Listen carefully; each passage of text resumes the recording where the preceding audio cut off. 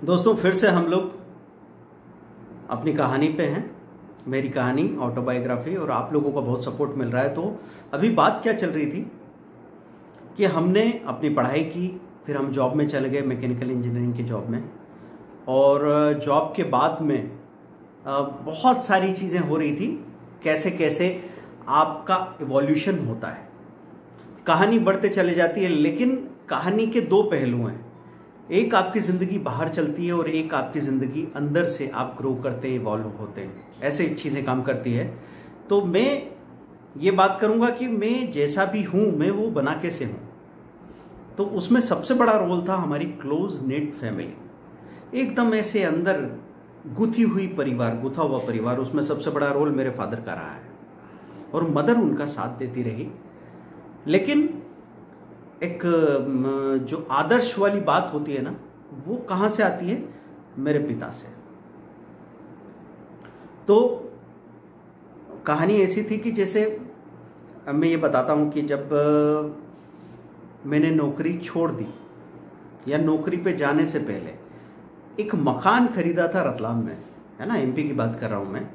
तो वो जब जॉब कर रहे थे तो वो सोचते हैं ना रिटायरमेंट के बाद कहाँ कहाँ सेटल हो जाएंगे, कहीं पे भी एमपी हाउसिंग बोर्ड के मकान थे तो वहाँ पे उन्होंने खरीद के रख लिया। वहाँ कभी जा नहीं पाए, तो वहाँ पे उन्होंने कुछ जमावट कर रखी थी, तो हम कुछ कुछ समय के लिए वहाँ पहुँच जाते थे।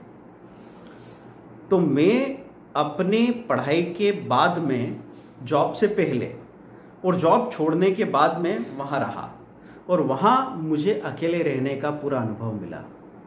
ऐसा होता है ना कि जब आप अकेले रहते हैं तब आपको पता लगता है कि आप असल में क्या हो, और तब आपको लोगों की कमी का भी एहसास होता है।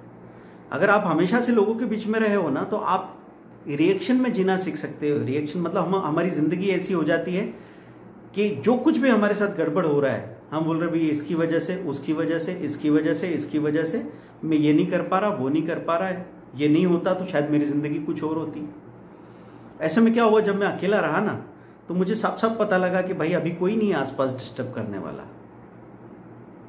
करो क्या कर सकते हो, कुछ खास कर नहीं पाया। तो जब आप नौकरी छोड़ते हैं, नौकरी के पहले की बात कर रहा हूँ कि मैंने बताया था ना वो 3-4 महीने का आपका कोर्स खत्म हो गया है, और इसके बाद में आप सोच रहे हो कि आपको कहीं पे जॉब मिल जाए। और जॉब्स का उतना अच्छा सीन था नहीं, तो ऐसा नहीं था कि कहीं कहीं वैकेंसीज हैं, आपने ऑनलाइन देख ली, अप्लाई कर दिया, कहीं इंटरव्यू के लिए आपको बुला लिया, ऐसा कुछ भी नहीं था। तो कॉलेज से जब कैंपस वैम्पस होता था तभी आप जाते थे, और वहाँ जो आपको सैलरी वो ऑफर कर रहे थे, क्योंकि मैंने कहा ना आपको लिवरेज अपना बनाने के लिए शुरुआत में सीखना पड़ती चीज़ें। तो इस तरह की कंपनीज थी जो 800 रुपये, 1200 रुपये, 1500 रुपये में आपको 11-11 घंटे के लिए हार्ड वर्किंग कराती थी। फिर भी लोग जाते थे, क्यों? क्योंकि वो एक्सपीरियंस चाहते थे। तो दोस्तों अभी वो मैं देखता हूँ ना, कई सारे लोग जैसे जॉब्स के लिए जा रहे हैं, तो जॉब पे जाने से पहले, उनको चुने जाने से पहले वो सोच रहे हैं कि यार ये मैं करूँगा कि नहीं करूँगा, और इसकी सैलरी कम तो नहीं पड़ेगी, मुझे तो शुरू से अच्छी सैलरी चाहिए, पैकेज सही होगा तो काम शुरू करेंगे। तो इस चक्कर में वो बैठते रहते हैं, यहाँ वहाँ घूमते रहते हैं, ये जॉब छोड़ के वो जॉब छोड़ के, एक स्टेबिलिटी खत्म कर लेते हैं। अब आपके पास अगर कोई पर्पज़ हो, आप कुछ ढूंढ रहे हो, तो वो एक अलग बात है। अब स्टेबिलिटी का मैं कोई खास शौकीन नहीं, और मैंने कोई ऐसा एग्जाम्पल सेट नहीं कर दिया स्थिरता का कि उसके बारे में मैं कोई जिद कर सकूं या आपको सुझाव दे सकूं। लेकिन मैं यही बात कर रहा था कि आपके दोनों तरफ कहानियां चलती है, अंदर भी एक कहानी चलती, बाहर भी एक कहानी चलती है। तो हुआ क्या कि छोटी छोटी सी बातें, परवरिश की बात आती ना हमारे दिमाग में कभी, कि परवरिश में ऐसा क्या करें कि इंसान बड़ा बन जाए। मेरे पिताजी उस जमाने में नेशनल बुक ट्रस्ट के पार्सल्स हमारे यहाँ आया करते थे, वो किताबें मंगवाते थे। उसमें कहीं ऐसा जंगली जीवन के बारे में, कहीं गेंडा किताब आ रही है, तो कहीं पे भारत की आज़ादी की कहानी आ रही है, कहीं पिता का पत्र पुत्री के नाम ऐसे चाचा नेहरू ने इंदिरा गांधी को क्या लिख के दिया है। फिर जैन कथाएं हैं, कहीं पे बाल निर्माण की कहानियाँ, ये इसकी गायत्री शक्तिपीठ की, ये सब हम पढ़ते जा रहे हैं, और अलग अलग नज़रिया हमारे दिमाग में आता जा रहा है। अब कुछ कुछ किताबें थी जो हमारी समझ से बाहर थी, हमको बड़ी बोरिंग लग रही थी। वो घर में अवेलेबल होना चाहिए। एक उम्र आती है जब आप ठहर जाते हो, फिर आप ढूंढते हो अपने ही घर में। तो मेरे घर में अलमारी जो किताबों से भरी थी, मैंने उसको बरसों तक कभी देखा भी नहीं, कभी इच्छा भी नहीं हुई कि मैं उनको पढ़ूंगा। लेकिन जब मैं फुर्सत में घर में बंद हुआ और बाहर जाने से डर रहा था, क्योंकि इंडिया में क्या होता है कि आप खाते हो अपने पिताजी का दिया हुआ, लेकिन जवाब पड़ोस के अंकल को देना पड़ता है कि भाई क्या चल रहा है आजकल। और वो ऐसे कोई खास घातक या हिंसक नहीं हो जाते, वो तो बेचारे कैजुअल सवाल पूछ रहे हैं, लेकिन हम अपनी नाव में छेद है तो क्या करें। तो हम घबराने लगते हैं। एक उम्र ऐसी आती है जब आप सोसाइटी में जाने से, मैरिज वेरिज में जाने से कहीं डरने लगते हो। तो मेरे साथ क्या हुआ कि पहले तो नौकरी मिल नहीं रही थी, तो हम वहाँ पे बैठ के किताबें पढ़ रहे थे। किताबों में पढ़ो तो एक आप अलग ही दुनिया में निकल जाते हो और उसमें किसी की डिपेंडेंसी नहीं है।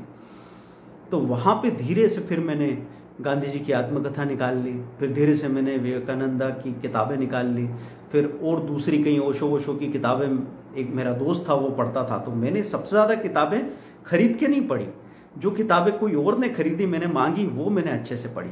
तो वहाँ पे मैंने एक लाइब्रेरी का मेंबरशिप ले लिया। तो मैं क्या करता था, बीच में एक ऐसी हालत आ गई थी कि मैं जाता था लाइब्रेरी में से एक किताब उठा के लाता था और 24 घंटे के अंदर या मुश्किल से 48 घंटों में वो 300-400 पेज की किताब मैं ख़त्म कर देता था।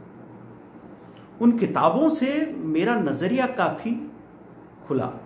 ऑटोबायोग्राफीज मुझे बहुत पसंद है। मैंने जैसे जावेद अख्तर की आत्मकथा पढ़ी, फिर मैंने निदा फाजली, बहुत बड़े शायर हैं, जगजीत सिंह साहब उनकी बहुत अच्छी गज़लें गाते थे, तो मैं उनका दीवाना था, उनकी मैंने आत्मकथा पढ़ी।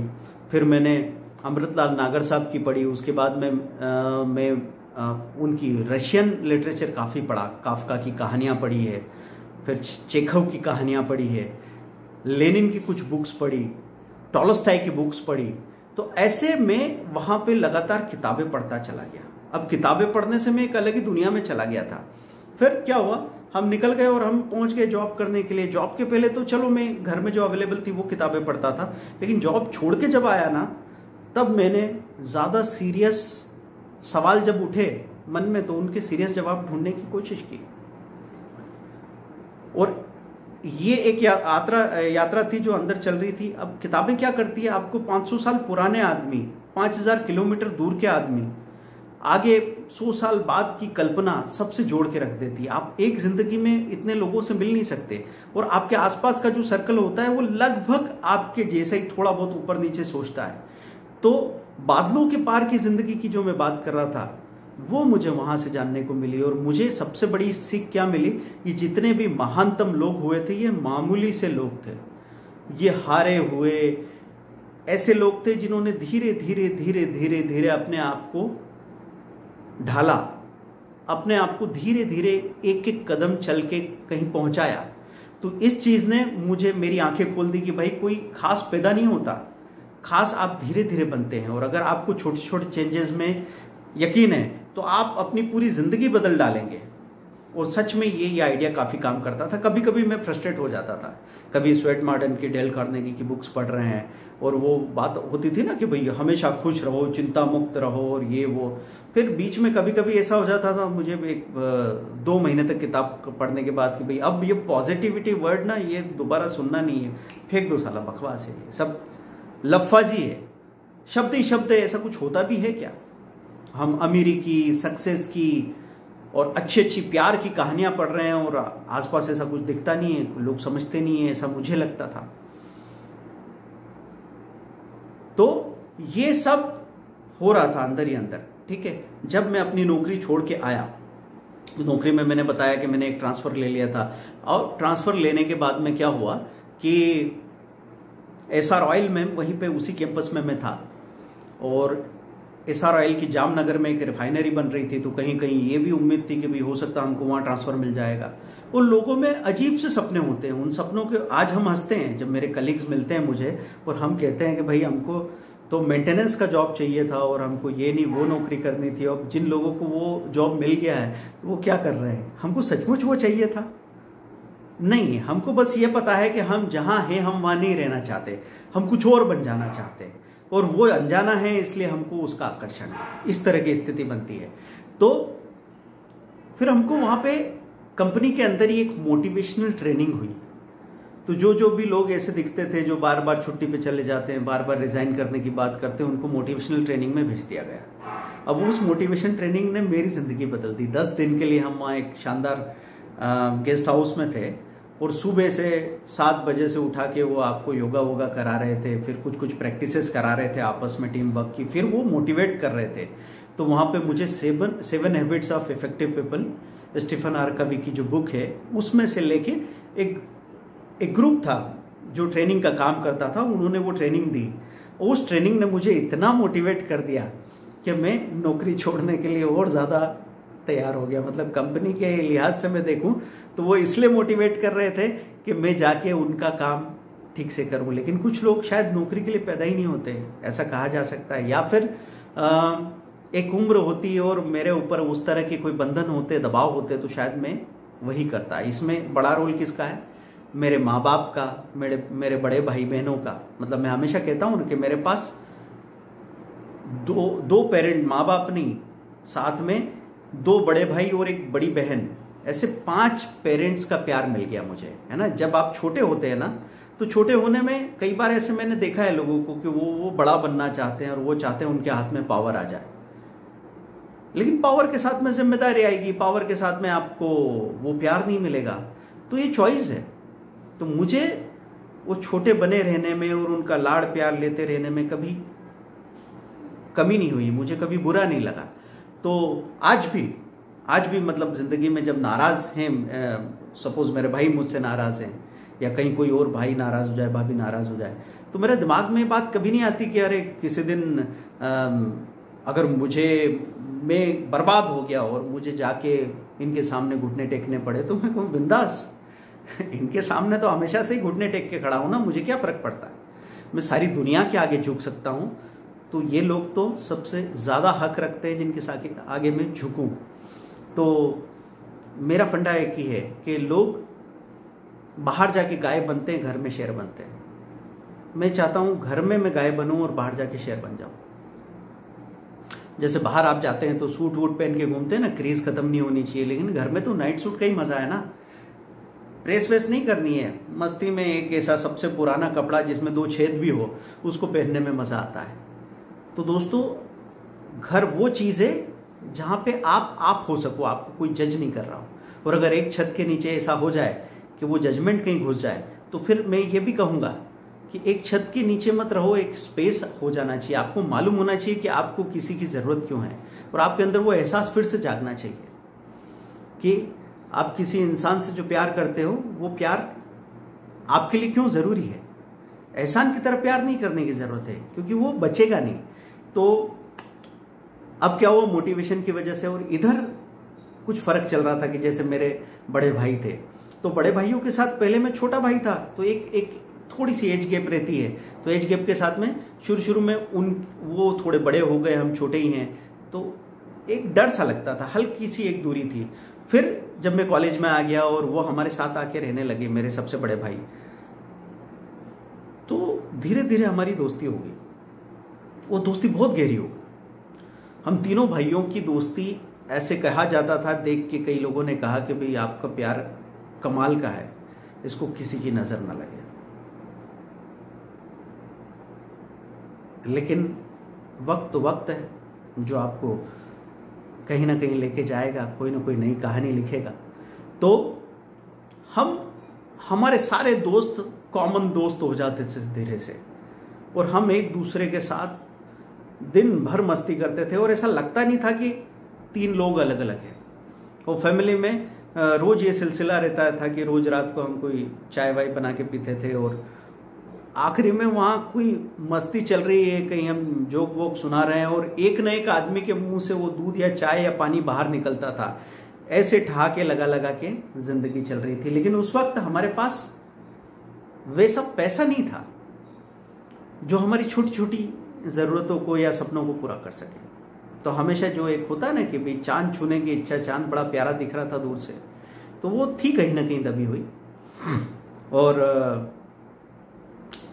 अब जब मैं नौकरी पे चला गया, तो घर से अगर आपका बहुत लगाव हो तो आप बार बार घर की तरफ खींचे जाते हो। और लगाव मेरा ऐसा भी नहीं था कि मैं घर से बाहर जाने में कहीं डरता वरता था, लेकिन एक ज़िंदगी में जहाँ आपने मस्ती देख ली हो, तो आप कंप्रोमाइज़ करके बगैर मस्ती के जी नहीं पाओगे। मैं आपको हमेशा बोलता हूँ दोस्तों कि दुनिया में सबसे बड़ा हादसा यह है, लोगों ने प्यार के बगैर जीना सीख लिया है, और ये कभी नहीं होना चाहिए। कभी कभी हम यहाँ वहाँ के, जैसे बुढ़ापे में होता है ना, लोग डर जाते हैं, रिश्तों में इतना डर जाते हैं कि जो भी कोशिश करते हैं दूरी बढ़ती जाती है। तो फिर उनको लगता है चलो भगवान ढूंढ लेते हैं, इंसान तो मान नहीं रहा। तो फिर वो शास्त्रों में जाके पढ़ते हैं कि भाई सारी ये मोह माया छोड़ दो, लोगों से अटैचमेंट मत रखो। तो होता यह है कि हम पहले इंसानों का अटैचमेंट पहले छोड़ने की बात करते हैं, और ये चीज़ों का, मकान का, दुकान का अटैचमेंट रखते हैं। मैं कहता हूँ अगर आपको अटैचमेंट छोड़ना है तो सबसे पहले चीज़ों का और ये मुर्दा जो तामझाम है इसका अटैचमेंट छोड़ो, इंसान का सबसे आखिरी में छोड़ना। क्योंकि प्रेम जब काम करेगा तो वही जादू है जो आपकी ईगो बाउंड्रीज को तोड़ देगा। और एक बार ईगो बाउंड्रीज टूट जाती है तो आपको डर लगना खत्म हो जाता है, फिर आप जिंदगी का मजा लेना शुरू कर सकते हैं। तो मैं नौकरी छोड़ने के लिए बार बार सोचता हूँ, हर 6-8 महीने में निकल आता था। जब भी आता था लोग बोलते थे तुझे किस बात की कमी है, तेरा तो मस्त मामला है यार। और मैं अंदर ही अंदर सोचता था कि मेरे पास क्या है भाई। लेकिन उनके इतने प्रोत्साहन से, उनके इतने सम्मान देने से इतनी वैल्यू मिलती थी, इतना मुझे पूछते परखते थे कि वापस मैं पहुंच जाता था। और अभी मुझे परदेश में रहने वाले कई लोगों के साथ यही बात दिखती है कि बाहर रहने वाले लोगों को अगर वहाँ बाहर मज़ा भी नहीं आ रहा हो, मुंबई में रह रहे हो या मेट्रो में कहीं और रह रहे हो, ठोकरे खा रहे हो, लेकिन जब वहाँ गांव पहुँचते हैं तो उनको 2 दिन, 4 दिन, 20 दिन ऐसा ट्रीटमेंट मिलता है कि वापस उन 20 दिनों के लिए वो वापस ठोकरे खाने पहुँच सकते हैं। ज़रूरी नहीं हर आदमी स्ट्रगल कर रहा हो, ज़रूरी नहीं कि कोई आदमी बाहर एंजॉय नहीं कर रहा हो। मैं बात कर रहा हूँ कि कई लोगों के कारण ये हो सकते हैं। तो मैं वहाँ से वापस जॉब पे आ जाता था और बड़ी मुश्किल से भारी पाँव से आता था। फिर मुझे 1-2 महीने ऐसा लगता था नहीं सही है यार, वो ऐसा कहाँ मिलता है लोगों को, ये तो कमाल की बात है। वो फिर मुझे लगने लगता था अरे यार मज़ा नहीं आ रहा। दोस्तों के साथ ऐसा नहीं मैं कोई बोरिंग लाइफ जी रहा था भाई, वहाँ 4-5 पार्टनर्स के साथ जो मैं आपके बेचमेट रहे हैं उनके साथ मस्ती कर रहे हैं आप। वो मस्ती में सब कुछ हो रहा है, लेकिन कहीं ना कहीं अंदर एक खालीपन है। ये बैचलर्स ही समझ सकते हैं कि वो खालीपन क्या है। इसके लिए मैंने एक कहानी, एक ऑडियो भी रिकॉर्ड किया है जिसको आप डिटेल इमोशन के साथ समझ पाएंगे। कुछ कहानियां लिखी है मैंने, तो वहाँ मैं अपनी किताबें लिखना शुरू कर चुका था और थोड़ा शायराना मूड हो चुका। ऊपर से जगजीत सिंह साहब को सुन रहे थे आप, तो जगजीत सिंह साहब और उधर ओशो की बुक्स, तो आप जिंदगी के सवालों में ऐसे गुम हो जाते हो कि आसपास की दुनिया आपको समझ आना बंद हो जाती है।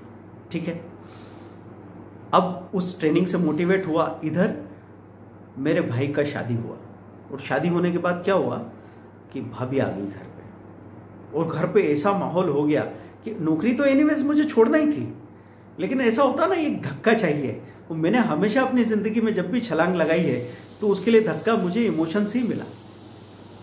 तो भाभी आ गई और भाभी के साथ जाके मैं वहाँ पे हम दोनों देवर और भैया भाभी, और ऐसा मस्त माहौल गुजरा कि मेरे तो पैर ही भारी हो गए। घर आया तो मैंने कहा भाई मुझे जाना ही नहीं है।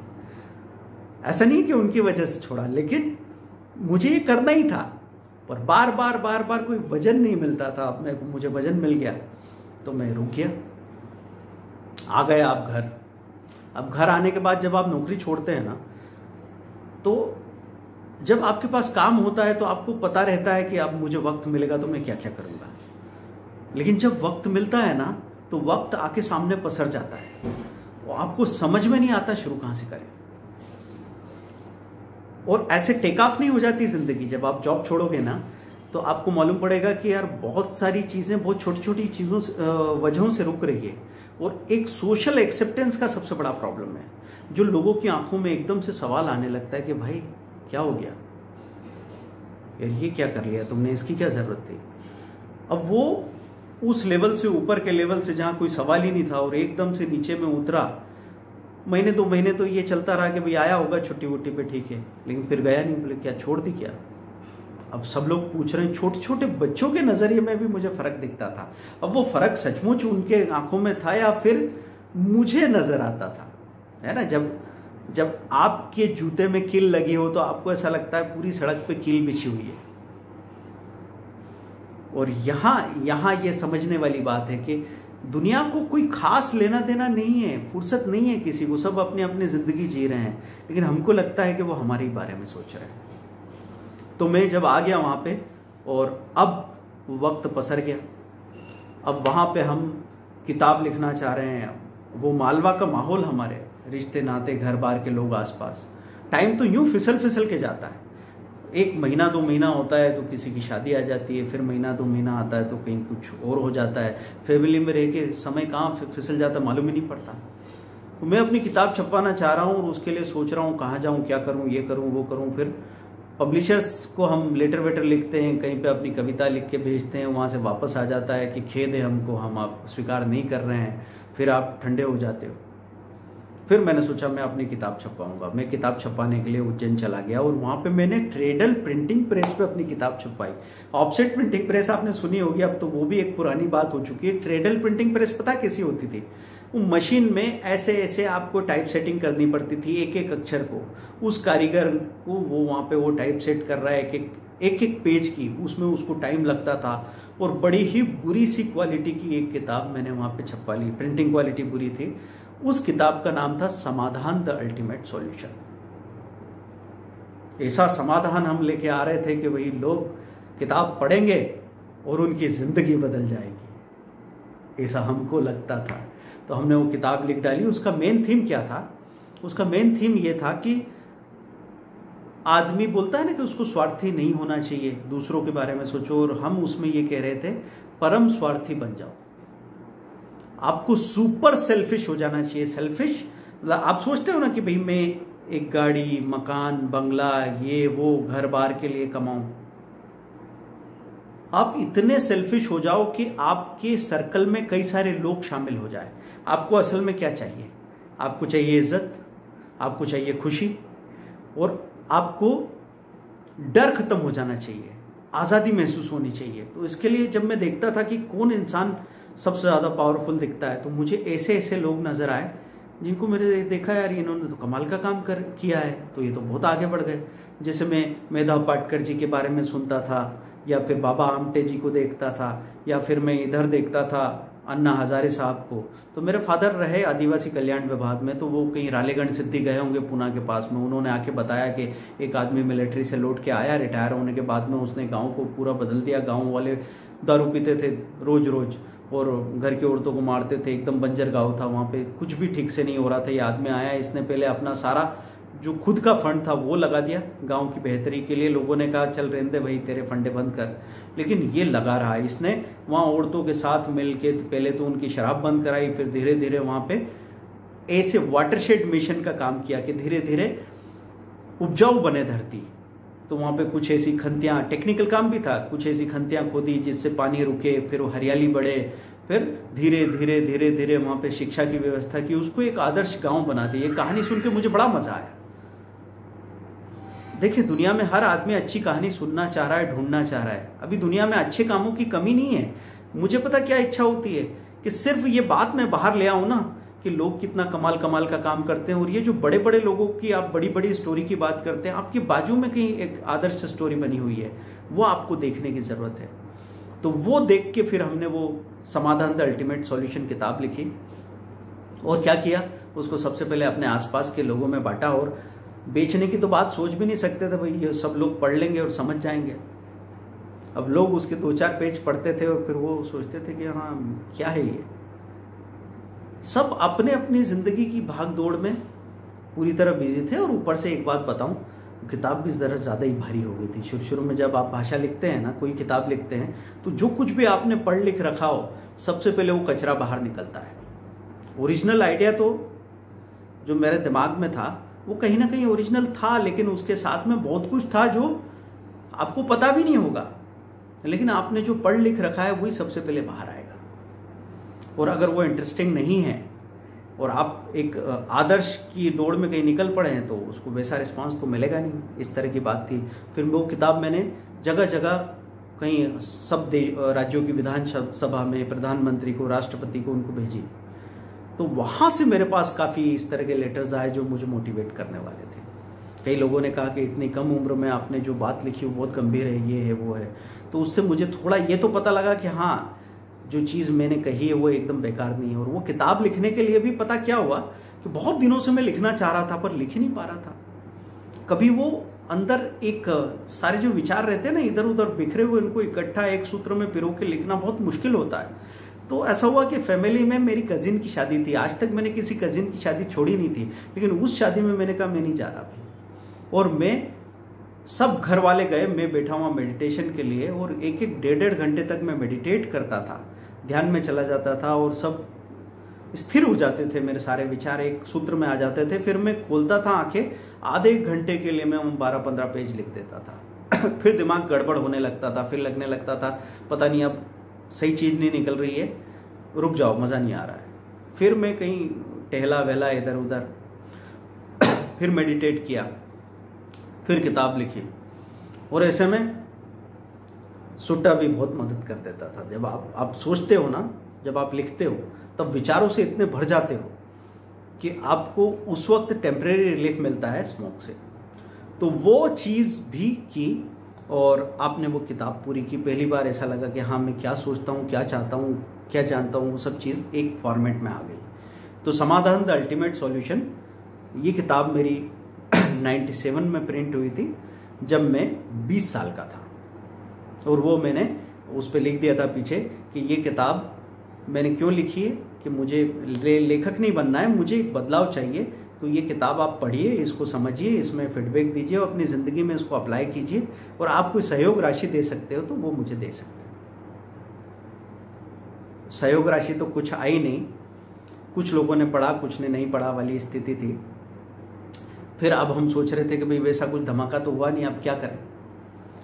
और इधर फैमिलीज़ में धीरे धीरे धीरे धीरे चीज़ें बदलती जाती हैं। तो अब आप अपनी ही तलाश में गुम हो, आप अलग स्ट्रगल कर रहे हो, आसपास आपके फैमिली मेंबर्स भी अलग स्ट्रगल कर रहे हैं। तो अब आप अपने एक नए सफ़र पे जाते हो, अपने तलाश, अपने मायने ढूंढने के लिए। तो अगली स्टोरी में आप ये सुनेंगे कि मैं भगवान के रास्ते पे निकल पड़ा था, मैं साधु बनने जा रहा था। और ऐसा साधु जो दुनिया में सब कुछ छोड़ देता है, वो एक कमाल की कहानी है।